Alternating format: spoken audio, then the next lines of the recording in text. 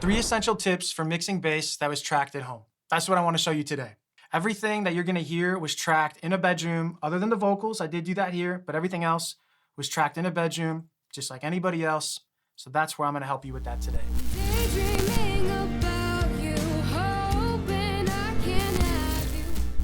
My name is Joey Vanna. This is The Sanctuary, my recording studio in Downers Grove, Illinois. The song is Without You by Grace Jane. She's an awesome up-and-coming singer-songwriter. And everything was tracked by my good friend, Ben Miller. He did the bass as well. Picture of Ben, good dude, great band, Sacred May. Their record's coming out this year. Let's just dig in, all right? I guess tip number 1 would be focus on your source material. So if he sends you, whoever sends you tracks, and it's all out of time, there's buzziness, like ground buzz and all that stuff, we gotta get rid of that first. We cannot have a solid foundation if it's not that at the beginning. So when Ben sent the tracks, he did a great job tracking, but his cables, I think, either might have been bad or maybe they're cheaper ones from Amazon. You never know, and it is what it is, right? So let me show you what this sounds like. Turn it up a little bit so you can hear. Let me show you what he sent me just so you can kind of hear the buzzing I'm talking about. We don't need that. That is gonna pop out in the track when we start to compress stuff and things like that. Now, typically when I'm working with the source material like that, I'm gonna look at it and make sure it's in time. But Ben's a great bass player. The drums aren't gridded or edited. So that means we can kind of have a little bit of motion and everything, and it all lines up. So we're not gonna worry about that today. And if you do see this EQ and this compressor on, Ben sent those with it, and I liked what he did. So I'm kind of thinking of it like the source material includes that, and I think he did a great job. So I'm not gonna mess with that. What I'm gonna add now is NOIZ by Waves. It's a cheap plugin. It's not, no frills. It's not the isotope expensive stuff, right to the point. And what that's gonna do is it's gonna get rid of that noise, okay? Now I know it's gonna take some high end away. That's okay, because in the grand scheme of things, we don't need it anyways. We just wanna focus on getting a clean track so we can work with that to really take it where we need it to go. So now let's hear what NOIZ is doing. We turn that on.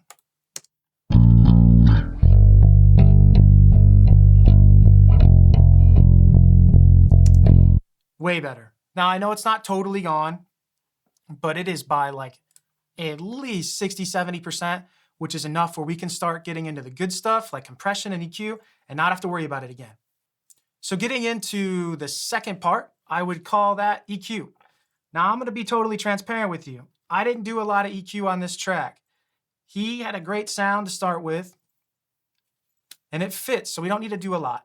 On top of that, I'm heavy-handed with compression. If I had 2 friends, it'd be compression and compression. They're my buddies, all right? So we're gonna use them to their full extent, which means we're not gonna do a ton of EQ, all right? So in this track, we've got this EQ and this EQ. We've got the regular Logic one. We don't have to use the expensive stuff all the time. It's not necessary. We're cutting out some of the mid-range, some of the boxiness, a little bit of that subby low, which we'll bring it back. Don't worry, I just wanna bring it back consistently. And then later on, after a little bit of compression, we're gonna bring back a bit of that 50. Look at that big, we're just bringing in all that beautiful low end, just so that really makes the whole bottom end of the track sing. It's important not to over EQ. You don't need to, right? Just use your ears, listen to it. If it fits, it fits. Don't force it. If it fits, it fits. Thank you, Eric. Everybody clap for Eric. W's in the chat for Eric. Sorry about that. He's behind the camera. Anyways. So now that we've talked about EQ, we've talked about our source material, let's get into the good stuff. That's compression, and I am using a good amount of it. But don't be scared. A lot of people say don't over compress stuff. If you do that, you're gonna ruin your tracks. But if you don't do it, you'll never learn not to do it. So it's like, don't watch videos and let them tell you not to mess with compression. I want you to go and put like 10 compressors all over all your tracks and make it sound absolutely awful, and then challenge yourself to bring it to where it needs to be, because you won't know where it doesn't need to be without trying. So first things first, I am using the FiveOhThree Pro MB, which is a multi-band compressor. We're doing the real low stuff. So we're looking at like anything under 150. Then we're going here, it's gonna be from 6 to that 150. And then we got some stuff in the high end, but to be truthful, that's not really that important in this style of music. We don't need the bass to cut through, we need it to support everything else. So here's what the FabFilter Pro MB sounds like. And now keep in mind, it's not doing a lot because it's just supposed to keep everything in place. It's a very transparent plugin.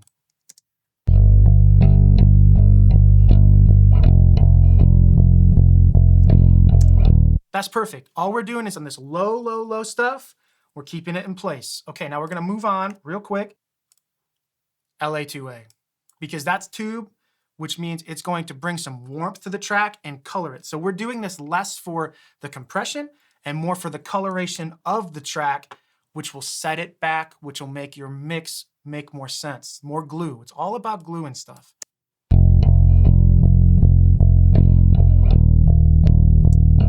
What is that, like 2 dB of gain reduction? It's not doing much of anything. It's really just focusing on tucking it back just a little bit more, because that's all we're doing. We're just trying to make it so the bass can have its day, but still sit behind the drums. All right, now we're gonna use L1, which is the limiter from Waves, touching it. Watch, again, it's just a little bit.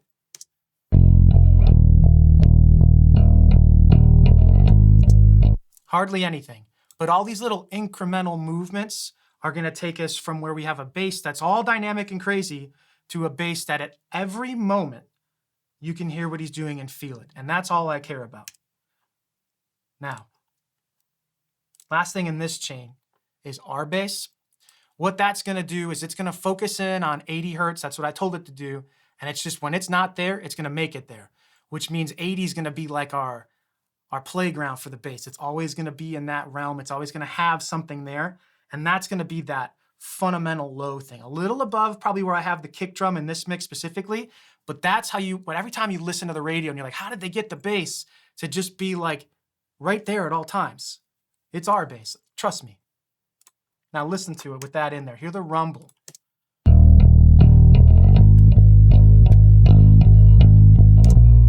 Now, we just got everything we needed out of that track. Even right here, there's some dynamic in the actual DI that you can see. There was no dynamic. The bass sounded great. It popped through. Here's it with the drums. Now it's a little loud.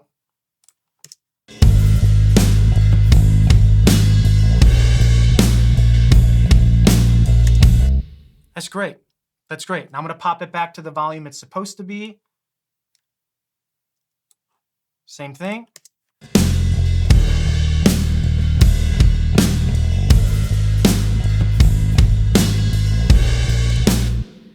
It's like they're one and one together because we made the bass fit with that. And that's how it's supposed to be. Now, listening to the drums made me think of a bonus tip. That snare drum, well, the whole kit was recorded in a bedroom with a few mics, not much, right? We made that sound like a radio-ready kit.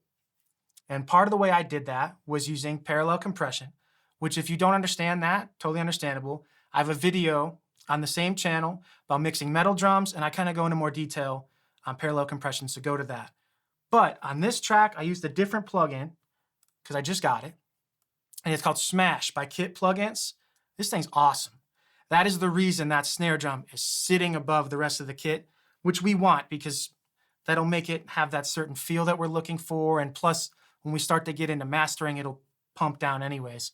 But for that excitement, Smash all day long. I can't recommend that plugin enough. So let's listen to that one more time, just so you can hear now that we've talked about it.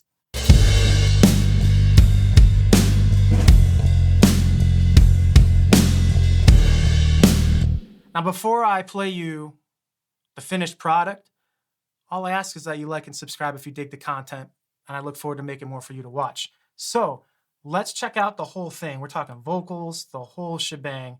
Again, the song's not out yet. It's coming soon. Grace is a great artist. Ben is a great engineer, and I'm just happy they brought me along for the ride. So let's dig it. I'm daydreaming about you, hoping I can have you, knowing it won't work out. Trying to find my way back to me again. Awesome. Well, that's the track. I'm really thankful they let me play guitar on it and mix it here at my studio, The Sanctuary. And yeah, see you in the next one. Thank you.